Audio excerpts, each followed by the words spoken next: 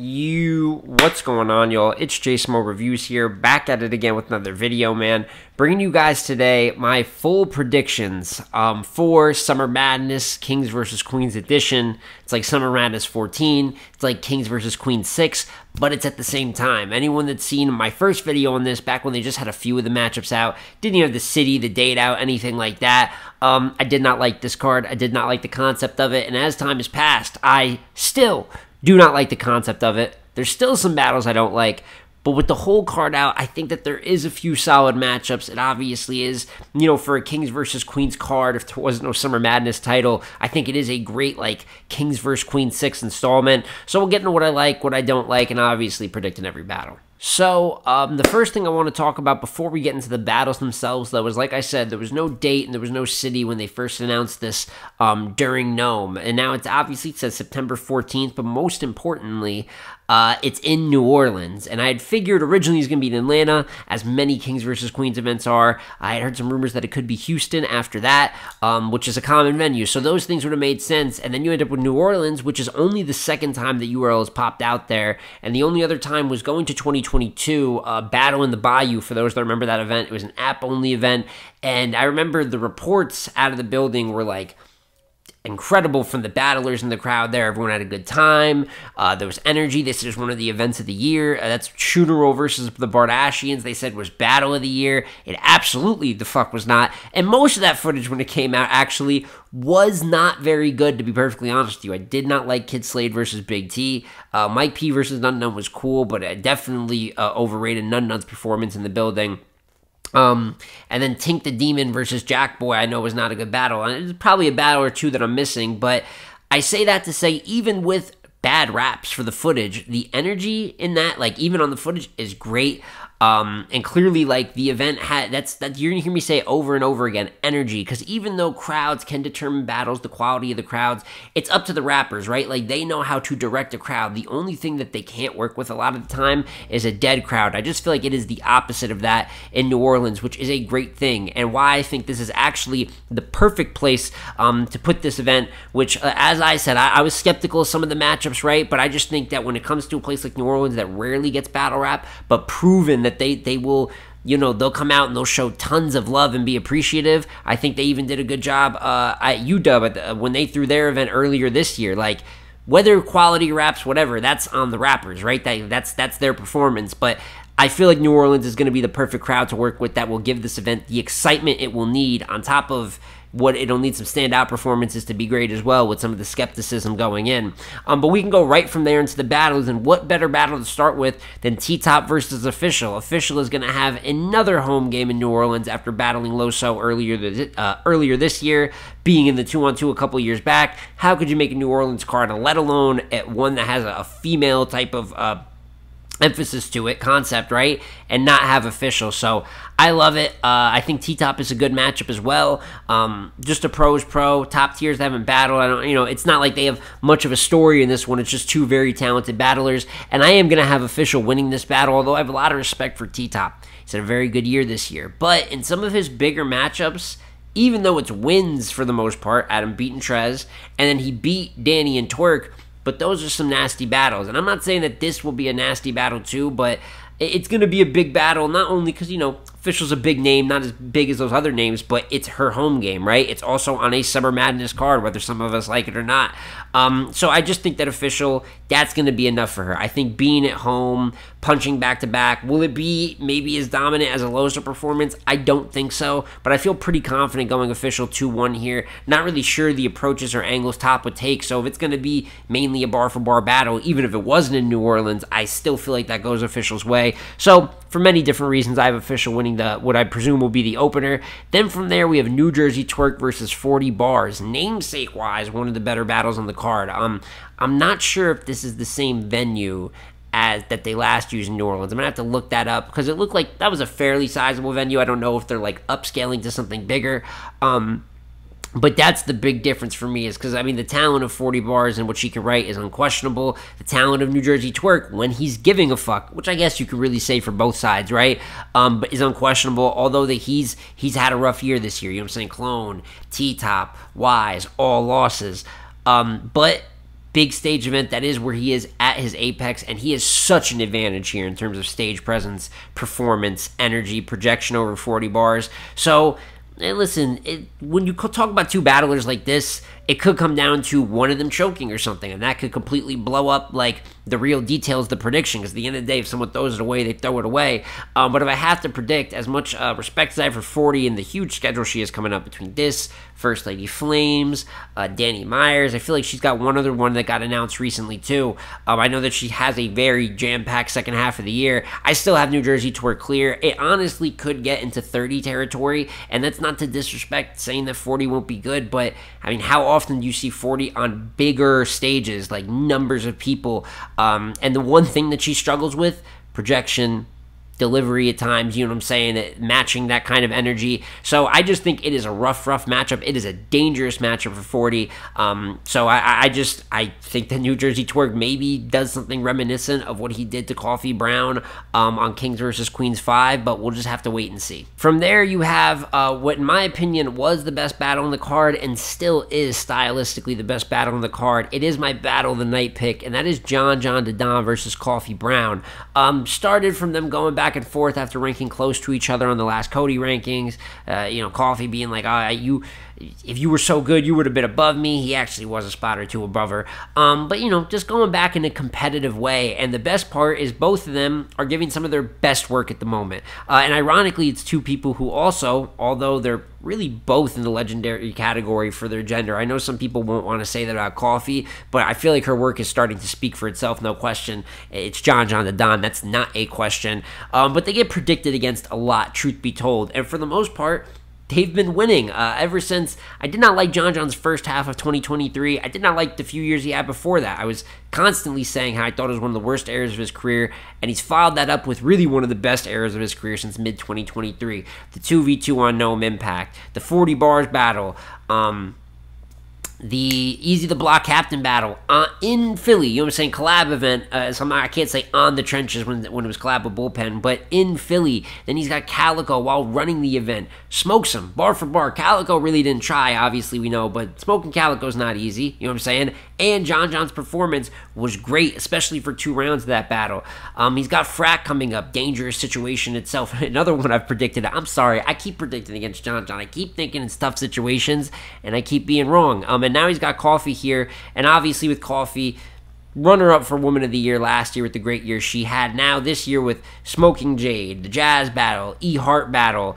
I'm even forgetting a couple off the top of my head, but in my opinion, she's in the lead for Wody right now as for this year. So you can't ask them to be better coming into this battle, and it could come down. I think it's going to be debatable, you know what I'm saying? But to me, it comes down to experience if I have to pick the winner, which I do here, and that's why I am going to finally predict John Dodon here. 2-1 edge. It could have the ability to be clear because Coffee, although I did think ever since the twerk battle, which was a great lesson to learn, she has been fantastic. She has experienced stages a little bit more now, but John, and we're talking about the man's, I believe, his 9th or 10th Summer Madness, so it's beyond experience at this point. The man lives here on this event title. And for that, I just expect him as locked in as he's been, as strategic as he's been, and also really sound bar for bar. It's just everything points towards me giving him that advantage. And I have him winning the battle, like I said, 2-1 edge, battle of the night, but I expect both of them to be great. And then from there, you have Rum Nitty versus Vixen, which was Rum Nitty and KCJ. It was announced as that. Now it's just Vixen. We don't really know why it switched. I do like the Vixen matchup a little bit more, but truth be told, I give them about an even chance in terms of winning the battle. And listen, that's kind of the beauty of Rum Nitty's career, is that most of the time he is the favorite to win the battle, and I would say most of the time he, in a sense, covers the spread, right? Like, he ends up winning, usually even winning by a clear margin. I do think the Vixen and Nitty punching back and forth, I think that will make for a good battle. But there's a couple things here. I mean, obviously, when we talk stage, Vixen had a little bit of a tougher time with some of the bigger names on the bigger stage. When we talk about Jazz battle, A-Ward battle, her and Hustle wasn't a big stage, but with not a big amount of people in the room, I actually think she did very good in that battle. She did do good versus Tay-Rock, but again, another battle I had her losing. So I think Vixen is going to be good. I think she's been much better even since that run with the Yoshi battle, the official battle, granted smaller rooms, but like I said, I'm expecting her to be good, but not only Nitty maybe just be having a higher ceiling talent wise, but also Nitty has been great versus women in his career. C3 battle, Jazz battle, official battle, and I know I'm forgetting one or two other top tier women that he's battled as well, and I don't have him losing any of those battles, so I believe that he continues that here, but I do think from Nitty Vixen, John Coffey, Twerk and 40, that is a strong 3, right there at the middle of the card. I'm expecting a lot of good footage, even could be T-Top and official, but I'm just saying for me, the excitement is in those 3 battles. And then we got to talk about the main event and co-main event. Geechee Gotti versus Miss Hustle. And listen, I know they're going to say it's a narrative, and it's not that I think it's going to be some overly friendly sparring session. Although, I was not a fan of a battle like a Geechee versus Jazz, right? And I do think it could share some qualities.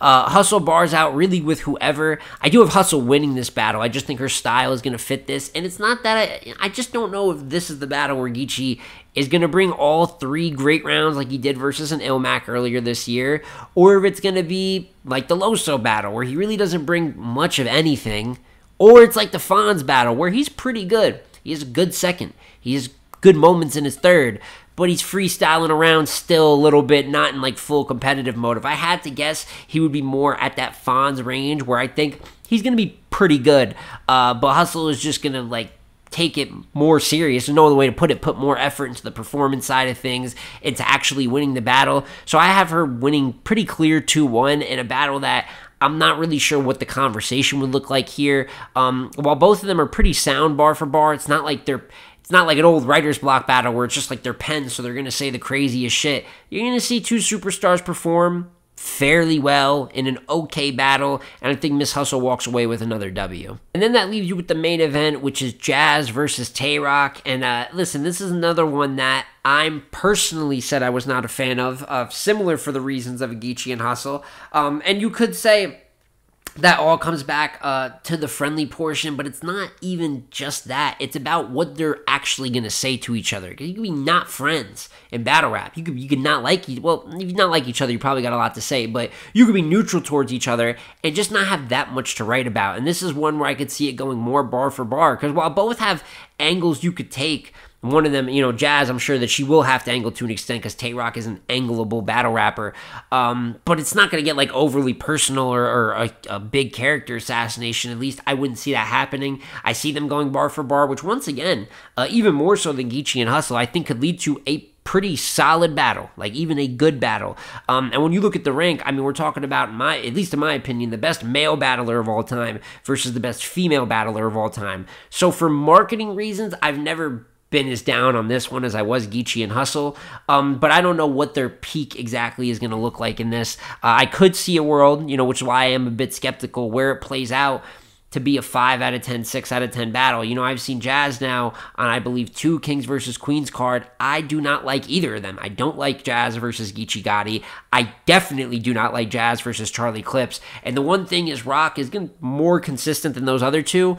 But I'll tell you what, man, I didn't really like Rock versus Hustle, And so there's, I don't know, what I'm saying? I didn't like Rock versus Official that much, although a lot of people love the body bitch thing. So it's really just my opinion. Like I'm saying, for marketing reasons, what I'm saying? For the way that it's built up, and bar for bar, they could do things that overall appease the masses. Hell, I have no problem being wrong. This ends up as battle of the night, but I just see it being solid. And that's the thing with this co-main event and main event. It's not like I think they're just going to be ass and not try by any means. These are the pros of pros. These are some of the best on the women's and man's side ever in battle rap. But I just see it being solid. I'm more impressed with the rest of the card. And that's not what you necessarily want to have from your top battles. But with all that being said, Tay-Rock has been in a completely different bag lately. I have not been a fan, although I have her 2-0, I have not been a fan of what Jazz has brought to the Kings versus Queens series so far. And it's hard to say what means more for either. I guess if you had to choose, technically it means more for Jazz.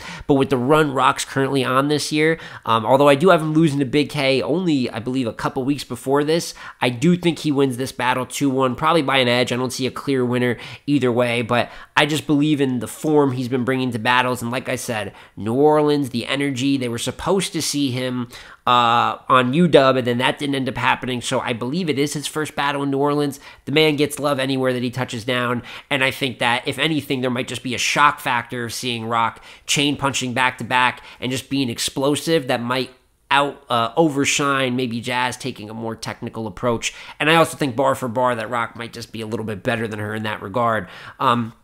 So I have Tay-Rock 2-1, but that is my full predictions here for Kings versus Queens. Just to go over it again real quick. Official 2-1 clear. New Jersey twerk 2-1, possible 3-0 clear over 40 bars. John versus Coffee, battle of the night. John 2-1 edge. I got Nitty 2-1, maybe 3-0 clear over Vixen.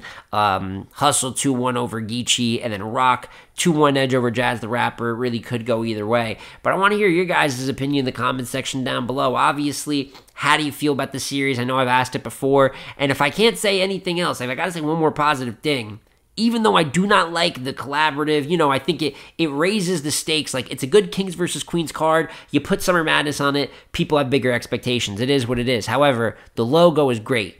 I don't know who made the logo, but they were cooking when they made it. It's a very fire logo. But please let me know, what do you think of the event itself, it being in New Orleans? How do you feel about the predictions? Do you think I'm wrong on any of them? And how do you feel about the logo, huh? But it's been J-Smoke Reviews again, y'all. Like, comment, subscribe. I'm going to catch you on the next one, man. Peace.